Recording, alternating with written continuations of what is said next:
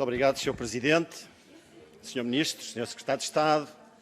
Registamos que o Partido Socialista nos brindou hoje aqui em exclusivo com o tema das florestas marinhas. Pelo menos tem uma vantagem, essas não ardem.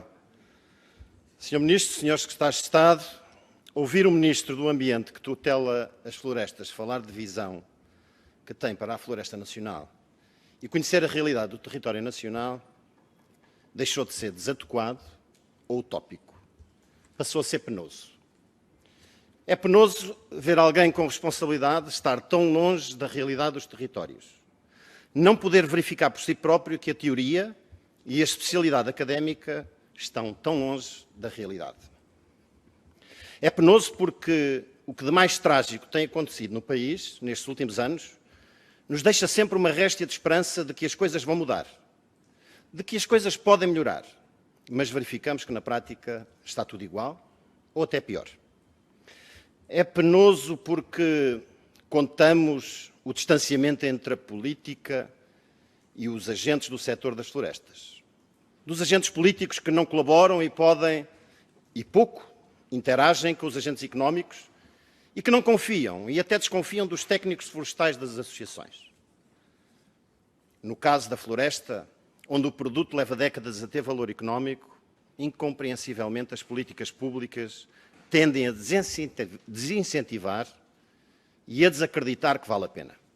Não tem havido estabilidade e previsibilidade. Parece que nada aprendemos após o drama dos incêndios de 2017.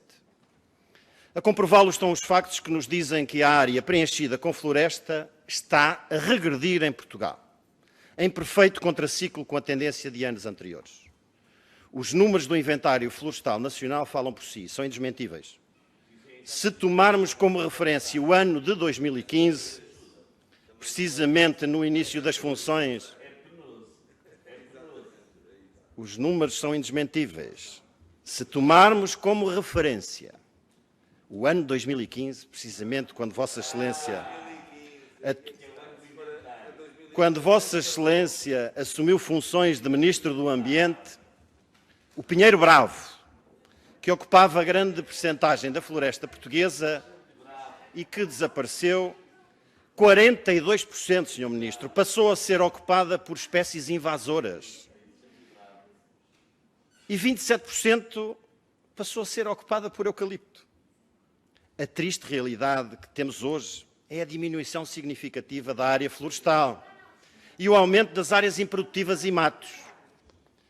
Nos momentos da governação socialista, importa recordar alguns momentos marcantes. Há cerca de um ano, em maio de 2019, o Sr. Primeiro-Ministro António Costa dedicou um debate quinzenal sobre a floresta e, em particular, sobre a estratégia integrada para os incêndios rurais.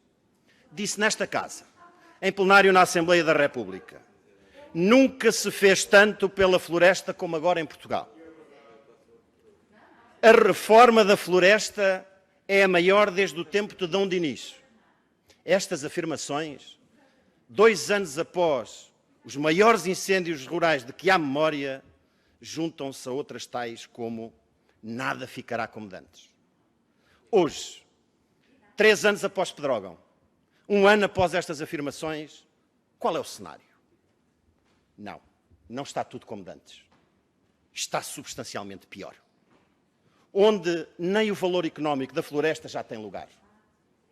Ignora-se que o setor florestal representa 8,8% das exportações nacionais, 14% do emprego, ocupando cerca de 40% do território nacional. Ignora-se o peso do setor na balança comercial nacional, com exportações a totalizarem mais de 5,2 mil milhões de euros em 2019. E pior, parece ignorar-se a dimensão das parcelas rústicas e o tipo de proprietários que temos em Portugal, desincentivando e criando obstáculos, por exemplo, à constituição de ZIFs. Conheço um caso em particular, Sr. Ministro, numa zona de minifúndio, no concelho de Ourém, distrito de Santarém, onde o trabalho herculeano de juntar proprietários foi em vão, porque infelizmente em Portugal o peso dos técnicos do Ministério do Ambiente vale mais que os mesmos colegas de curso que têm uma opinião diferente. O risco de abandono florestal é cada vez maior. Mas o Governo, perante este risco, ao invés de desincentivar e contrariar, propõe ficar com as parcelas privadas, através de arrendamento forçado. Para quê?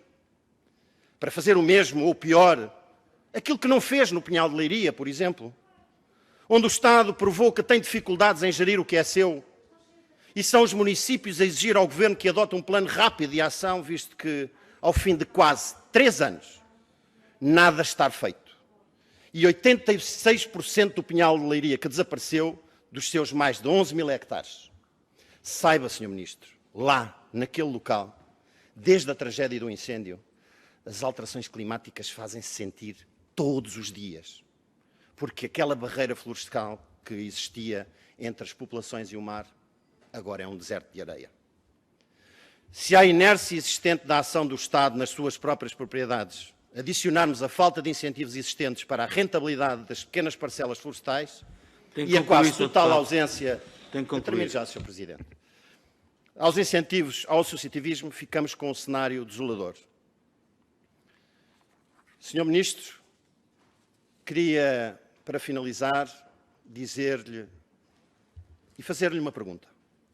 Ao homem que ocupa as funções de enorme responsabilidade de governação neste e também no anterior governo, nos anos que a história de Portugal descreverá como marcantes na tragédia dos incêndios, os maiores e mais catastróficos de sempre.